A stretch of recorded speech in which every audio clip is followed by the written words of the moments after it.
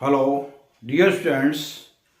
From today, we are going to start a new part. Part second, economics.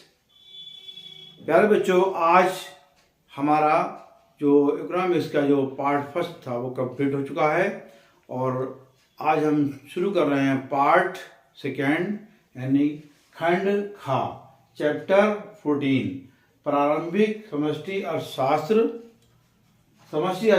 अभिप्राय macro economics meaning. इसी के तहत आज हमारा टॉपिक है समष्टि अर्थशास्त्र का अर्थ एवं परिभाषाएं, meaning of macro economics and definitions. तो बड़ी खुशी की बात है कि आज ये पार्ट फर्स्ट जो है वो कंप्लीट हो गया है और अब पार्ट 2 आप पढ़ने जा रहे हैं।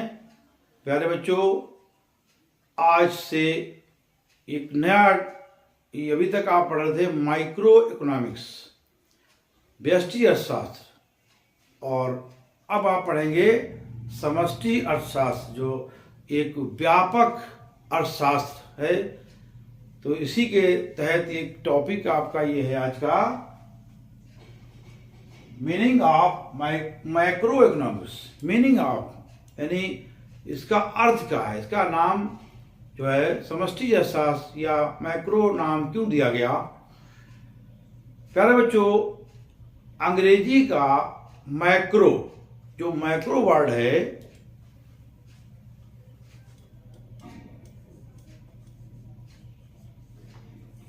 ये वर्ड जो मैक्रो है शब्द ग्रीक भाषा के मैक्रोस से बना है। ये किससे बना है? मैक्रोस।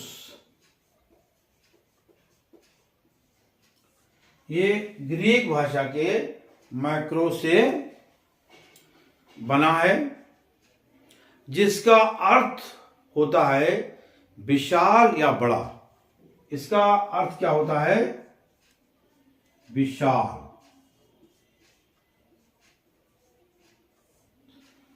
विशाल या बड़ा। इस प्रकार समष्टिगत अर्थशास्त्र समग्र आर्थिक चरों से संबंधित है। समष्टिगत अर्थशास्त्र को संपूर्ण अर्थशास्त्र के रूप के तथ्य जैसे राष्ट्रीय आय, राष्ट्रीय बचत, राष्ट्रीय विनियोग, कुल रोजगार, कुल उत्पादन व सामान्य कीमत स्तर आदि का अध्ययन किया जाता है। इसके तहत जो है जो मैक्रो इकोनॉमिक्स के तहत जो है वो किसका अध्ययन होता है? राष्ट्रीय आय, राष्ट्रीय बचत, राष्ट्रीय विनियोग, कुल रोजगार, कुल उत्पादन व सामान्य कीमत स्तर, इन सब का अध्ययन इसी समष्टि अर्थशास्त्र के अंतर्गत किया जाता है। इसे आय एवं रोजगार सिद्धांत के रूप में भी जाना जाता है। यानी इसी को हम कहते हैं आय एवं रोजगार सिद्धांत के रूप में भी इसे जानते हैं। और आय एवं रोजगार सिद्धांत जो है वो प्रोफेसर जेएम कीन्स के द्वारा जो है दिया गया। एक किताब लिखी थी आपने, प्रोफेसर जेएम कीन्स ने, the general theory of employment, interest and money.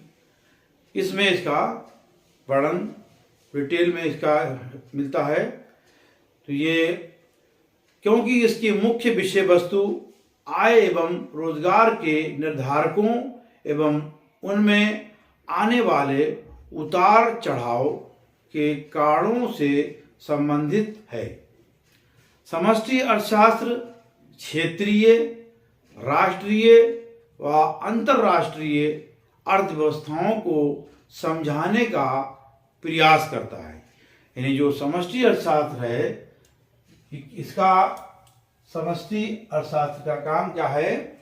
ये जितने भी जो क्षेत्रीय, राष्ट्रीय, अंतर्राष्ट्रीय अर्थव्यवस्थाएं हैं इनको समझाने का प्रयास करता है। ये व्यक्तिगत आय से नहीं बल्कि राष्ट्रीय आय से संबंधित होता है। यानी समष्टि अर्थशास्त्र जो है इसमें जो अध्ययन होता है वो व्यक्तिगत आय से नहीं बल्कि राष्ट्रीय आय से संबंधित होता है।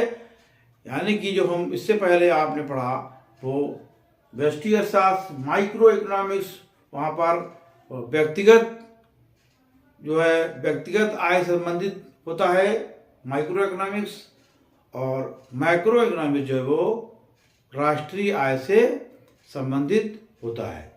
तो ये आपने समझा कि राष्ट्रीय जो समष्टि अर्थशास्त्र क्या है, और इस संबंध में कुछ अर्थशास्त्रियों ने परिभाषाएं दी हैं जो राष्ट्रीय यानी समष्टि अर्थशास्त्र के अंतर्गत यानी जो उसके अर्थ के संबंध में परिभाषाएं हैं। समष्टि अर्थशास्त्र की कुछ प्रमुख परिभाषाएं हैं, वो कौन कौन सी, जैसे प्रोफेसर बोल्डिंग के अनुसार, प्रोफेसर बोल्डिंग इन्होंने क्या कहा,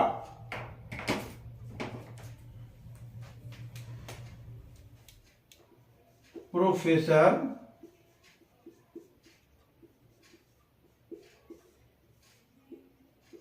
बोल्डिंग के अनुसार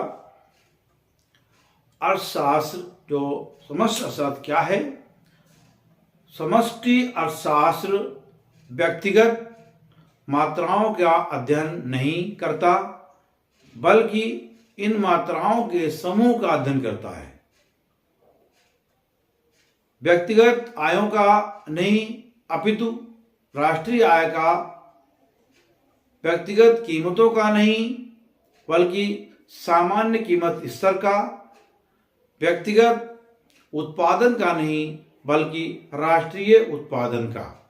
ये कहना है प्रोफेसर बोल्डिंग का समष्टि अर्थशास्त्र के संबंध में। यानी जो समष्टि अर्थशास्त्र जो है वो व्यक्तिगत जो स्टडी है, हम यहाँ पे कहेंगे कि राष्ट्रीय आय का यानी जो व्यक्तिगत आय का अध्ययन नहीं करता बल्कि राष्ट्रीय आय का अध्ययन करता है, व्यक्तिगत कीमतों का नहीं बल्कि सामान्य कीमत स्तर का अध्ययन करता है। इसी तरह से व्यक्तिगत उत्पादन का नहीं बल्कि राष्ट्रीय उत्पादन का अध्ययन करता है। ये समष्टि अर्थशास्त्र। इस संबंध में एक और परिभाषा प्रोफेसर शुल्ज के अनुसार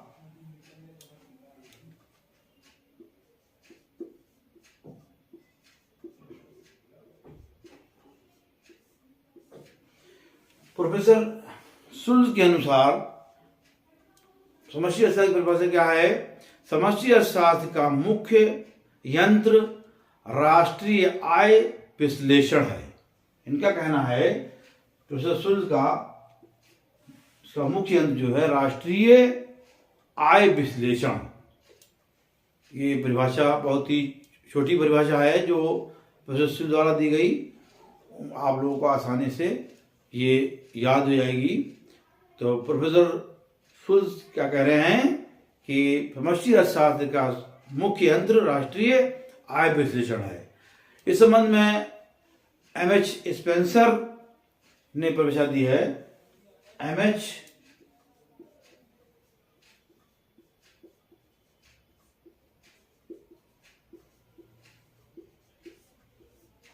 ये अर्थशास्त्री हुए हैं एमएच स्पेंसर। इनका कहना क्या है, समष्टि अर्थशास्त्र के संबंध में समष्टि अर्थशास्त्र का संबंध समस्त अर्थव्यवस्था अथवा इसके बड़े बड़े हिस्सों से है।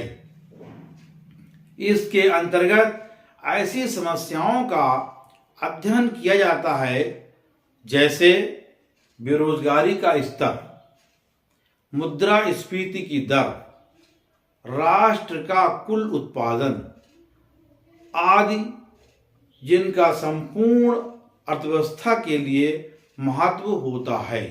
ये कहना है प्रोफेसर एमएच स्पेंसर का कि जो समष्टि अर्थशास्त्र है इसका संबंध क्या है, किससे है, बड़े बड़े अर्थव्यवस्था के बड़े बड़े हिस्सों से, जैसे कि बेरोजगारी का स्तर क्या है, और मुद्रास्फीति की दर क्या है, और जो रोजगार है, संपूर्ण अर्थव्यवस्था जो है, कुल उत्पादन, राष्ट्र का कुल उत्पादन क्या है, उस संबंध में ये जो है वो समष्टि अर्थशास्त्र जो है वो इसका विशेष महत्व है, इसकी स्टडी करी जाती है। इसमें समष्टि अर्थशास्त्र के अंतर्गत संपूर्ण उत्पादन, देश का, राष्ट्र का संपूर्ण उत्पादन क्या है, इसकी स्टडी भी इसी के अंतर्गत की जाती है। समष्टि अर्थशास्त्र में एक देश की राष्ट्रीय आय का निर्धारक तत्वों तथा आर्थिक उतार चढ़ाव के कारणों का अध्ययन किया जाता है। ये समष्टि अर्थशास्त्र का श्रेय जाता है सबसे पहले प्रोफेसर जेम्किंस। मैंने बताया आपको कि प्रोफेसर जेम्किंस के द्वारा लिखित पुस्तक the general theory of employment, interest and money 1936 में इसका किताब ये लिखी गई, और इसका बाद में इसके बारे में स्टडी हुई तो ये सब और खुल करके आ गया कि समष्टि अर्थशास्त्र की स्टडी और अन्य अर्थशास्त्रों द्वारा इसका और विस्तार पूर्वक अध्ययन किया गया। प्यारे बच्चों, आज की इस वीडियो में इतना ही। आज आप पढ़ रहे थे समष्टि अर्थशास्त्र का अर्थ क्या होता है, परिभाषाएं उसकी क्या हैं, और आज ये आपका मैक्रो इकोनॉमिक्स का पहला टॉपिक कंप्लीट होता है। और एक बात यहाँ पर और बता दें आपको कि जो आप पढ़ रहे हैं इसको नोट्स के रूप में हम नीचे डिस्क्रिप्शन बॉक्स में दे देते हैं, यानी इसके जो नोट्स हैं वो भी नीचे दिए रहते हैं। आप चाहें तो वहाँ जाकर के डिस्क्रिप्शन बॉक्स से जो नोट्स बना सकते हैं। Thank you.